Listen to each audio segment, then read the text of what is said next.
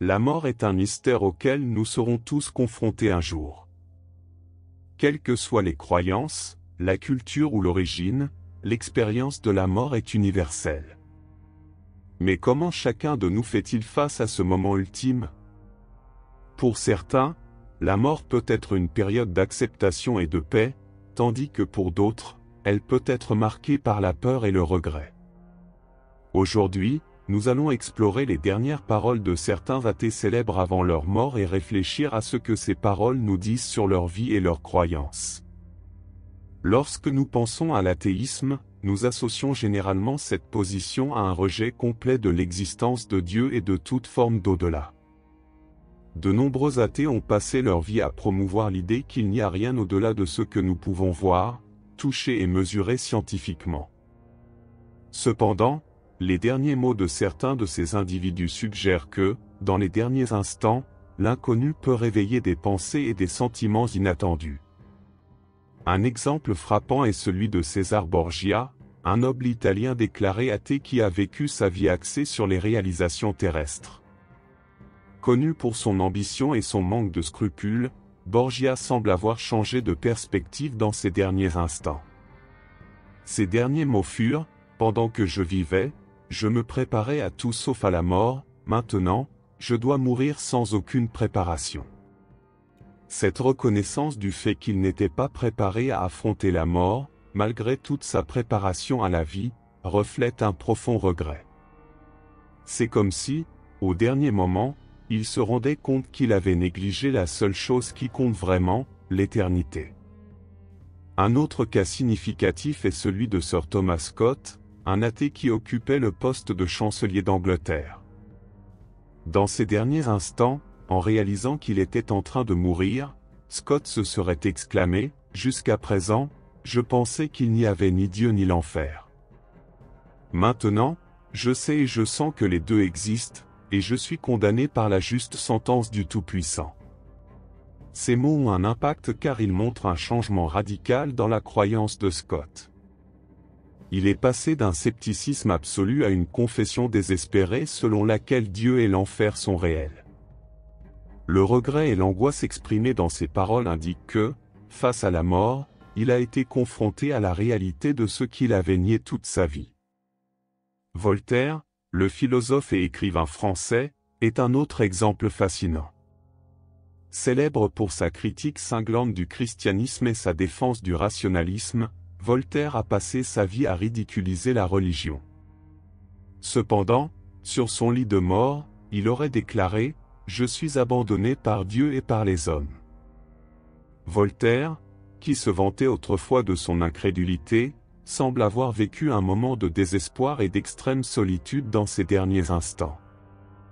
Il aurait même offert la moitié de sa fortune à son médecin en échange de 6 mois de vie supplémentaires, mais lorsqu'on lui a dit que c'était impossible, il a répondu « Alors je mourrai et j'irai en enfer ». Ce récit suggère que, malgré toute sa confiance en la raison, Voltaire n'a pas pu trouver de réconfort dans ce qu'il avait promu tout au long de sa vie.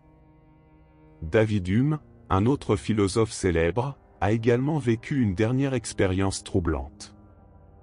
Hume était connu pour son scepticisme à l'égard de la religion et sa défense de l'empirisme. Cependant, selon certaines informations, sur son lit de mort, il aurait crié « Je suis en feu ». Ce cri de désespoir a été interprété par beaucoup comme le reflet de son agonie intérieure et de la terreur qu'il ressentait face à la mort.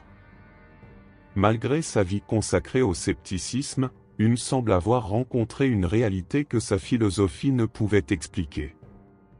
Sir Francis Newport, qui dirigeait un club athée en Angleterre, a également vécu une expérience dramatique dans ces derniers instants. Il a dit aux gens autour de lui, « Vous n'avez pas besoin de me dire que Dieu n'existe pas, parce que je sais qu'il y en a un, et je suis en sa présence. Vous n'avez pas besoin de me dire qu'il n'y a pas d'enfer, je ressens moi-même glissant déjà vers l'intérieur. » Newport, qui a passé sa vie à nier l'existence de Dieu et de l'enfer, a reconnu la réalité de ces choses sur son lit de mort, alors qu'il était trop tard pour faire marche arrière. Ces paroles sont un témoignage choquant d'une âme qui se retrouve au bord de l'éternité sans s'y être préparée. L'un des récits les plus troublants est celui de Charles IX, roi de France, qui a ordonné le massacre des Huguenots français, entraînant la mort de milliers de protestants. Même s'il a été élevé dans la religion catholique, ses actes révèlent un mépris pour la vie humaine qu'il a apparemment hanté jusqu'à ses derniers jours. Avant de mourir, il aurait dit, qu'il soit éveillé ou endormi, je vois passer devant moi les formes mutilées des Huguenots. Ils suintent du sang. Ils montrent leurs blessures ouvertes. Ah! Si j'avais au moins épargné le des enfants au milieu de vos mères. Quel sang! Je ne sais pas où je suis. Comment tout cela finira-t-il? Ces paroles sont le reflet du tourment et de la culpabilité qui hantait Charles IX, montrant que ses horribles actions ont eu des conséquences éternelles sur sa conscience. Enfin, nous avons le cas d'Anton LaVey, fondateur de l'Église de Satan et auteur de la Bible satanique. Au cours de sa vie, LaVey était un défenseur de l'hédonisme et du rejet des valeurs religieuses traditionnelles. Cependant, sur son lit de mort, ses derniers mots furent « Oh, mon Dieu, qu'ai-je fait ? Il y a quelque chose de très mauvais, quelque chose ne va vraiment pas. » Ces paroles révèlent une profonde angoisse et la possibilité de reconnaître qu'il a commis une erreur fatale en rejetant Dieu et en promouvant le culte du mal. L'incertitude et la peur qu'il a exprimées dans ces derniers instants contrastent fortement avec la confiance provocante dont il a fait preuve tout au long de sa vie. Ces exemples nous montrent que, malgré les convictions que ces personnes ont entretenues tout au long de leur vie, le moment de la mort peut faire remonter à la surface des peurs, des regrets et la prise de conscience qu'il y a plus dans l'existence que ce que l'on peut voir et toucher. Les dernières paroles de ces athées célèbres suggèrent que face à leur propre mortalité, même les plus sceptiques peuvent ressentir la présence du divin et le poids de l'éternité. Mais comment ces paroles se comparent-elles aux dernières paroles de personnes qui ont vécu leur vie avec foi en Dieu? L'apôtre Paul, dans sa lettre aux Corinthiens, a écrit « Où est, ô mort, ta victoire? Où est, ô mort, ton aiguillon ?» Paul a affronté la mort avec confiance, sachant que grâce à sa foi en Christ, la mort n'était pas la fin mais le début d'une nouvelle vie avec Dieu. Le roi David, dans le psaume 23, a déclaré « Même si je marche dans la vallée de l'ombre de la mort, je ne craindrai aucun mal, car tu es avec moi. » David a exprimé une confiance inébranlable dans la présence de Dieu, même face à la mort. Jésus-Christ, sur la croix, a dit « Je suis la résurrection et la vie. Celui qui croit en moi, même s'il meurt, vivra. » Ces paroles reflètent la certitude de la vie éternelle pour ceux qui font confiance à Dieu.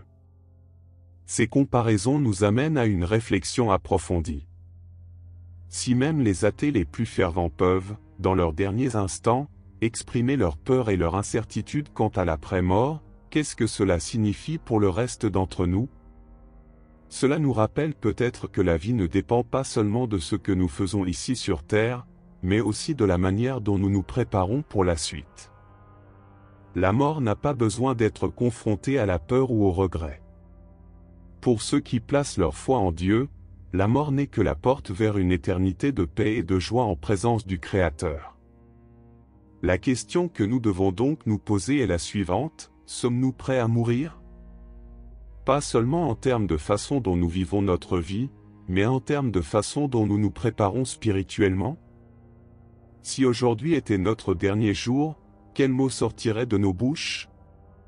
Serions-nous à l'aise dans notre foi, comme Paul et David, ou serions-nous remplis de peur et de regrets, comme certains des athées que nous avons vus aujourd'hui? Si vous n'y avez jamais sérieusement réfléchi, il est peut-être temps d'y réfléchir. La bonne nouvelle est qu'en tant que chrétiens, nous croyons qu'il est possible de trouver la paix et la sécurité en Jésus-Christ. Il nous offre le pardon de nos péchés et la certitude de la vie éternelle avec Dieu. Tout ce que nous devons faire est de mettre notre foi en lui et de suivre ses enseignements. Et maintenant, je vous demande, quel est votre point de vue sur la mort?